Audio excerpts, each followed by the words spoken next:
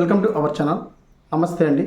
ఈరోజు టాపిక్ వచ్చేసి ఆంధ్రప్రదేశ్లో ఉన్నటువంటి మహిళలందరికీ ఒక శుభవార్త అయితే చెప్పడం జరిగింది. సో ఆ శుభవార్త ఏంటనేది ఈ వీడియోలో మీకు స్టెప్ బై స్టెప్ అయితే ఎక్స్ప్లెయిన్ చేస్తాను. సో ప్రధానంగా మనకి ఏపీ హౌసింగ్ సంబంధించి అంటే ఇళ్ల పట్టాలు అనేది మనకి ఇల్లు నిర్మించుకునే వాళ్ళకి, ఇంటికల్లా నెరవేర్చుకున్న వాళ్ళకి మనకి ఏపీ ప్రభుత్వం అయితే ఒక అప్డేట్ తీసుకోవడం. నిన్న జియో కూడా రిలీజ్ చేయడం జరిగింది. ఆ జియో కూడా ఇక్కడ మీకు డిస్ప్లే చేస్తానండి. సో ప్రధానంగా ఎవరైతే పేద తరగతి ప్రజలు ఉన్నారో వారందరికీ ఇల్లు నిర్మించుకునే విధంగా ఈ జియోలో అమలు చేయడం జరిగింది. సో ఈ జియోలో మనకి ఏపీలో అందరికీ ఇల్లు పథకం అని పేరుతో జారీ చేయడం జరిగింది. సో ఈ పథకం కేవలం మహిళలకు మాత్రమే వర్తింపజేసే విధంగా ఇవ్వడం జరిగింది. అలాగే 2 ఏళ్లలోనే పూర్తి చేసి ఇస్తామని చెప్పేసి కూడా క్లియర్గా మెన్షన్ చేయడం జరిగిందండి.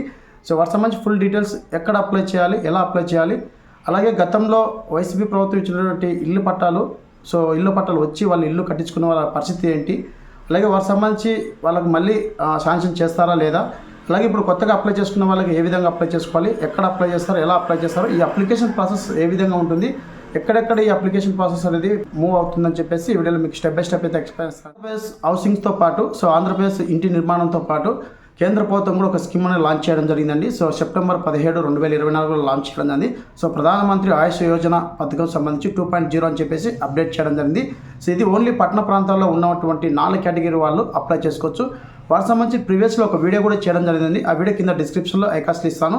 సో ఇక్కడ మనకి ఎవరైతే సొంత ఇంటి కళ నెరవేర్చుకోవడం కోసము కేంద్ర ప్రభుత్వం కూడా ఎవరైతే ఇల్లు నిర్మించుకోవాలనుకుంటారో వారికి లోన్ ఇవ్వడం జరుగుతుంది. ఆ లోన్ ద్వారా ఇల్లు కూడా నిర్మించుకోవచ్చు అండి. సో వాటికి సంబంధించి 4 కేటగిరీలకు సంబంధించి అప్లై చేసుకునే విధంగా మనకి ఇవ్వడం జరిగింది. ఈ ప్రాసెస్లో భాగంగా మనకి ఈ నెల 31 వరకు లాస్ట్ డేట్ అయితే ఇవ్వడం జరిగింది. ఎవరైనా ఇంకా మిగిలి ఉంటే కానీ ఆంధ్రప్రదేశ్లో వాళ్ళు ఎంపడే మీ యొక్క మొబైల్ అనేది మీరు అప్లై చేసుకోవచ్చు అండి. వాటికి సంబంధించి ఫుల్ డీటెయిల్స్ ఒక వీడియో చేయడం జరిగింది. ఆ వీడియో కింద డిస్క్రిప్షన్ అక్కడి నుంచి మీరు డైరెక్ట్ దాన్ని చూసి మీరు ఫాలో అవ్వండి. ఏమైనా డౌట్ ఉంటే కామెంట్ సెక్షన్లో కామెంట్ చేయండి. అలాగే ఇప్పుడు ఆంధ్రప్రదేశ్లో ఏపీ ప్రజలందరికీ, మహిళలు ఎవరైతే ఉన్నారో వాళ్ళందరికీ ఉచితంగా ఆంధ్రప్రదేశ్లో ఇల్లు నిర్మిస్తామని చెప్పేసి 2 నెలల్లో పూర్తి చేస్తామని చెప్పేసి చంద్రబాబు నాయుడు మనకి చెప్పడం జరిగింది. వాటి యొక్క ఫుల్ డీటెయిల్స్ అనేది మీకు ఈ వీడియోలో స్టెప్ బై స్టెప్ అయితే ఎక్స్ప్లెయిన్ చేస్తాను.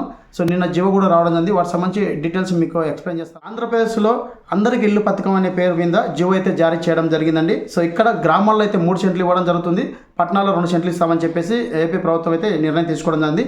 ఈ ఇంటి నిర్మాణం కూడా ఏజెన్సీల ద్వారా ఇల్లు నిర్మించడం, అలాగే స్థలం లేదా ఇల్లు పొందిన వారికి 10 ఏళ్ల లోపల వాళ్ళకి పూర్తి హక్కులు కలిగించే విధంగా ఇక్కడ మెన్షన్ చేయడం జీవోలో. అలాగే ఇక్కడ ఇల్లు కానీ అలాగే స్థలం కానీ ఒక్కసారి మాత్రమే అప్లై చేసుకోవడానికి అవకాశం ఉంటుంది. సో అది కూడా ఆధార్, రేషన్ కార్డు బేసిక్ ద్వారానే అనుసంధానం చేయడం కూడా జరుగుతుందని చెప్పేసి క్లియర్గా మెన్షన్ చేయడం జరిగింది. అలాగే ఈ ఇంటి నిర్మాణం అనేది 2 ఏళ్ల లోపలే పూర్తి చేసి ఇస్తామని చెప్పేసి కూడా క్లియర్గా మెన్షన్ చేయడం జరిగిందండి. సో వీటికి సంబంధించి అర్హతలు ఏంటి, అలాగే గత ప్రభుత్వంలో ఇళ్ల పట్టాలు వచ్చి వాళ్ళు ఇల్లు నిర్మించుకున్న వాటి యొక్క పరిస్థితి ఏంటి, వాళ్ళకి మళ్ళీ అప్లై చేసుకోవడానికి అవకాశం ఉంటుందా లేదా, మొత్తం క్లియర్గా స్టెప్ బై స్టెప్ అయితే మనకి గైడ్లైన్స్ అయితే ఇవ్వడం జరిగింది. వాటికి సంబంధించి ఫుల్ డీటెయిల్స్ అనేది మీకు ఎక్స్ప్లెనేషన్ ఎక్కడ స్కిప్ చేయొద్దండి. సో మీకు ఏమైనా డౌట్ ఉంటే కూడా కింద కామెంట్ సెక్షన్ కామెంట్ చేయండి. ఇల్లు నిర్మించుకున్నటువంటి పేద మధ్య తరగతి ప్రజలు ఎవరైతే ఉన్నారో వారికి సంబంధించి వారి యొక్క అర్హతలు అనేది మనకి ఇక్కడ మెన్షన్ చేయడం జరిగింది. అలాగే గతంలో వైసీపీ ప్రభుత్వం ఇచ్చినటువంటి ఇంటి పట్టాలు అనేది పొంది ఉండి వాళ్ళు ఇల్లు నిర్మించుకోకపోతే వాళ్ళ యొక్క పరిస్థితి ఏంటి, వారికి మళ్ళీ అప్లై చేసుకోవడానికి అవకాశం ఇస్తారా లేదా అని చెప్పేసి, హౌసింగ్ అనేది ఒకసారి అప్లై చేస్తే మళ్ళీ అప్లై చేసుకోవడానికి అవకాశం ఉండదు. సో అది గత ప్రభుత్వాలు కావచ్చు, ఇంతకుముందు ఉన్న ప్రభుత్వాలు కూడా చెప్పడం జరిగింది. ఇప్పుడు మనకి వాళ్ళకి గతంలో ఇచ్చినటువంటి ఇళ్ల పట్టా తీసుకొని వాళ్ళు ఒకవేళ ఆర్థిక పరిస్థితి బాగాలేక వాళ్ళు నిర్మించుకోలేకపోతే అలాంటి వాళ్ళకి ఈ ప్రభుత్వం, కూటమి ప్రభుత్వం మరొకసారి అవకాశం ఇస్తుందా లేదని చెప్పేసి కూడా ఫుల్ గైడ్లైన్స్ అయితే ఇవ్వడం జరిగింది. ఫ్రెండ్స్ ఎక్కడ స్కిప్ చేయొద్దండి. వీడియో నచ్చితే ఖచ్చితంగా అయితే లైక్ చేసి మీకు సంబంధించినటువంటి ఫ్యామిలీస్ అందరికీ అయితే షేర్ చేయండి. సో ఇప్పుడు ప్రధానంగా మనకి అందరికి ఇల్లు పథకం అర్హతలు ఏంటి అని చెప్పేసి ఇక్కడ క్లియర్గా మెన్షన్ చేయడం జరిగిందండి. సో ఇక్కడ మనకి AP housing for all scheme eligibility. So పేద మధ్యతరగతి ప్రజలు ఉన్నారో వాళ్ళకి తెల్ల రేషన్ కార్డు కలిగిన ప్రతి ఒక్కరూ ఈ ఇల్లు అనేది నిర్మించుకోవచ్చు అని చెప్పేసి ఏపీ ప్రభుత్వం నిర్ణయం తీసుకున్నది. అలాగే ఇక్కడ మనకి బీపీఎల్ ఫ్యామిలీ కుటుంబానికి చెందిన వ్యక్తి అయి ఉండాలి, అంటే దారిద్ర్య రేఖ దిగువన కలిగినటువంటి వ్యక్తి అయి ఉండాలని చెప్పేసి క్లియర్గా మెన్షన్ చేయడం జరిగింది. అలాగే లబ్ధిదారికి అతని కుటుంబ సభ్యులకి ఎవరికి ఆంధ్రప్రదేశ్లో ఎక్కడ కూడా ఇంటి స్థలం కానీ అలాగే ఇల్లు కానీ ఉండరాదు. అంటే బాగా గమనించండి, ఎవరైతే ఇల్లు నిర్మించుకోవాలనుకుంటున్నారో పేద మధ్య తరగతి ప్రజలు వాళ్ళకి ఆంధ్రప్రదేశ్లో ఎక్కడైనా కానీ స్థలం కానీ ఇల్లు కానీ ఉండరాదని చెప్పేసి క్లియర్గా మెన్షన్ చేయడం జరిగిందండి. బాగా గుర్తుపెట్టుకోండి. అలాగే ఇక్కడ మనకి 3వ పాయింట్ వచ్చేసరికి గత ప్రభుత్వ హయాంలో ఇల్లు కానీ ఇంటి స్థలం కానీ మంజూరై ఉండరాదు. అంటే గత ప్రభుత్వ హయాంలో ఇల్లు కానీ అలాగే స్థలం కానీ మంజూరై ఉండరాదు అని చెప్పేసి క్లియర్గా మెన్షన్ చేయడం జరిగింది. అలాగే సరైన ఆధార్ కార్డు కలిగి ఉండాలి. సో ఇక్కడ ఎవరైతే పేద మధ్యతరగతి ప్రజలు ఎవరైతే ఇల్లు నిర్మించుకోవాలనుకుంటారో వారికి కరెక్ట్ అయినటువంటి ఆధార్ నెంబర్ కలిగి ఉండాలి, అలాగే బ్యాంక్ అకౌంట్కి లింక్ అయి ఉండాలని చెప్పేసి క్లియర్గా మెన్షన్ చేయడం. ఇక్కడ మరొకసారి 5వ అప్డేట్ వచ్చారు మనకి. ఇక్కడ లబ్ధిదారు పేరు మీద కానీ లేదా కుటుంబ సభ్యుల పేరు మీద కానీ వ్యవసాయ భూమి మాగానే అయితే 2.5 ఎకరా, మెట్ట భూమి అయితే 5 ఎకరాల లోపల గైడ్లైన్స్ ఉండాలని చెప్పేసి 6 స్టెప్స్ సంబంధించి ఇక్కడ మెన్షన్ చేయడం జరిగింది. సో మొత్తం మనకి 7.5 ఎకరాల లోపల ఉన్న వాళ్ళకి మాత్రమే అర్హులని చెప్పేసి క్లియర్గా మెన్షన్ చేయడం జరిగిందండి. అలాగే ముఖ్య గమనిక కూడా ఇవ్వడం జరిగింది. సో ఇక్కడ మనకి గత ప్రభుత్వ హయాంలో ఇల్లు లేదా స్థలం కేటాయించబడిన ప్రస్తుతం ఇంటి స్థలం కానీ ఇల్లు కానీ లబ్ధిదారు పేరు మీద లేనిచో అటువంటి వారికి మాత్రమే అవకాశం కల్పిస్తారు. అంటే గత ప్రభుత్వంలో ఇచ్చినటువంటి ఇల్లు స్థలం కానీ ఇల్లు నిర్మించుకున్న వాళ్ళు కానీ వారికి ఎవరికైతే అలా పేరు లేకుండా ఉంటుందో వాళ్ళకి మాత్రమే అవకాశం ఉంటుందని చెప్పేసి క్లియర్గా మెన్షన్ చేయడం జరిగింది. సో ఆధార్ నెంబర్ కొట్టిన వెంటనే వాళ్ళకి హౌసింగ్ ఉందా లేదా కూడా తెలియజేయడం జరుగుతుంది. అలాగే ఇక్కడ మనకి ఇంటి స్థలం కేటాయించిన 2 సంవత్సరాల లోపలే మీకు ఇల్లు నిర్మాణం పూర్తి చేస్తామని చెప్పేసి కుటుంబ ప్రభుత్వం అయితే క్లియర్గా మెన్షన్ చేయడం జరిగింది. ఏపీ హౌసింగ్ సంబంధించి పేద మధ్యతరగతి ప్రజలు ఎవరైతే ఉన్నారో మహిళలకు వారి యొక్క పేరు మీదనే ఇల్లు నిర్మిస్తామని చెప్పేసి పట్టాలు కూడా ఇవ్వడం జరుగుతుందని చెప్పేసి క్లియర్గా మెన్షన్ చేయడం జరిగింది. మరొక ముఖ్యమైన అప్డేట్ కూడా ఇవ్వడం జరిగిందండి. సో గత ప్రభుత్వం హయాంలో మనకి ఇక్కడ లేఅవుట్లు లేదా ఊరు బయట లేఅవుట్లు లేదా స్థలం కేటాయించిన వారికి అక్కడ ఉండటం లేదా ఇల్లు నిర్మించుకోవడం ఇష్టం లేని వారు ఎవరైనా ఉంటే కనుక ప్రస్తుతం అప్లై చేసుకుంటే గతంలో ఉన్నటువంటి హౌసింగ్ అనేది క్యాన్సిల్ చేస్తామని చెప్పేసి అవకాశం ఇస్తామని చెప్పేసి కూడా క్లియర్గా మెన్షన్ చేయడం. సో గత ప్రభుత్వం అనేది సో ఊర్లో కాకుండా వేరే చోట్ల అయితే ఇవ్వడం జరిగింది కదా, అలాంటివి అనేది మీరు ఇల్లు నిర్మించుకోకపోతే కన్నా మీకు ఇష్టం లేకపోతే కన్నా అలాంటివి క్యాన్సిల్ చేసుకొని మళ్ళీ అప్లై చేసుకోవడానికి అవకాశం అయితే ఇవ్వడం జరిగిందండి. సో ఈ విధంగా అర్హతలు అనేది మెన్షన్ చేయడం జరిగింది. అలాగే ఇక్కడ మరొక పాయింట్ అండి, ముఖ్యమైన అప్డేట్ ఇవ్వడం ఉంది. సో గతంలో అప్లై చేసుకున్నటువంటి వైసీపీ ప్రభుత్వంలో అప్లై చేసుకున్నటువంటి ఇల్లు నిర్మాణము పూర్తి కాకుండా వాళ్ళు ఒకవేళ నిర్మించుకోలేకపోతే ఆర్థిక పరిస్థితుల వల్ల నిర్మించుకోలేకపోతే వాళ్ళకు కూడా ఒక ఆప్షన్ అయితే ఇవ్వడం జరిగింది. ఇప్పుడు మీకు తెలియజేస్తానండి. సో ఇక్కడ మనకి గతంలో రాష్ట్రం లేదా కేంద్ర ప్రభుత్వాల ద్వారా ఇంటి పట్టా పొంది ఉండి కింద తెలిపిన కారణాలలో ఏదైనా కారణం చేత ఇంటి నిర్మాణం ప్రారంభించని వారికి పాత పట్టాను రద్దు చేసి మరల గ్రామాల్లో అయితే 3 సెంట్లు, పట్టణాల్లో అయితే 2 సెంట్లు ఇస్తామని చెప్పేసి క్లియర్గా మెన్షన్ చేయడం జరిగింది. మరొకసారి చెప్తున్నాం, బాగా గుర్తుపెట్టుకోండి.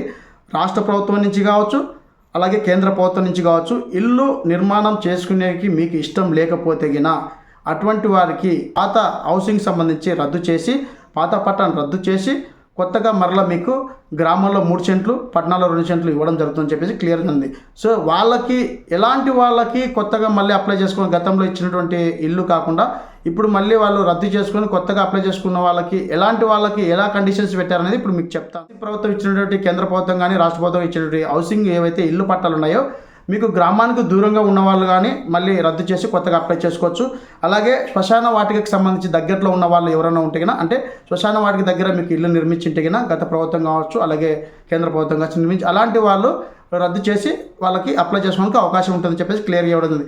అలాగే ఊరికి దిగువన ఉన్న వాళ్ళు, అంటే ఊరికి దూరంగా ఉన్న వాళ్ళు కూడా వాళ్ళంటి వాళ్ళకు కూడా అవకాశం ఉంది అప్లై చేసుకోవడానికి అని చెప్పేసి ఇవ్వడం. అలాగే వేరే గ్రామంలో పట్టా ఇచ్చిన వాళ్ళు, అలాంటి వాళ్ళకు కూడా సొంత గ్రామంలో పట్ట ఇవ్వడానికి గతంలో ఇచ్చినటువంటి పట్టను రద్దు చేసి ఇప్పుడు కొత్తగా గ్రామాల్లో 3 సెంట్లు అలాగే పట్టణాల్లో 2 సెంట్లు ఇవ్వడం జరుగుతుందని చెప్పేసి కూటమి ప్రభుత్వం ఇవ్వడం ఉంది. సో పై చెప్పిన కారణాలతో పాటు లేఅవుట్ పట్ట పొంది ఉండి ఎటువంటి కారణాలు లేకపోయినా ఇంటి నిర్మాణం ప్రారంభించకపోతే అటువంటి పట్టాలు కూడా రద్దు చేసి మరలా కొత్త పట్టాలకు హౌసింగ్ ఫర్ స్కీమ్ అని చెప్పేసి మనకి ఇవ్వడం జరుగుతుందని చెప్పేసి క్లియర్గా మెన్షన్ చేయడం జరిగిందండి ఏపీ ప్రభుత్వం. అంటే గతంలో ఉన్నటువంటి పట్టాదారులు ఎవరైతే ఉన్నారో వాళ్ళు నిర్మించుకోకుంటే కన్నా వాళ్ళు కూడా ఎక్కడైనా దూరంగా ఊర్లో కాకుండా సొంత ఊర్లో కాకుండా దూరంగా ఇచ్చింటే కన్నా అలాంటి వాళ్ళు రద్దు చేసి మళ్ళీ అప్లై చేసుకోవడానికి అవకాశం ఇచ్చారు. సో ఫ్రెండ్స్, ఇప్పుడు మనకి దరఖాస్తు సంబంధించి అప్లికేషన్ ఫామ్ ఏ విధంగా ఉంటుంది, అలాగే ఈ అప్లికేషన్ ఫామ్ అనేది ఎలా ఫార్వర్డ్ చేస్తారు, ఎక్కడి నుంచి అప్లై చేయాలి, ఎలా అప్లై చేయాలని చెప్పేసి ప్రజలకు క్లియర్గా ఇన్ఫర్మేషన్ ఇస్తారండి.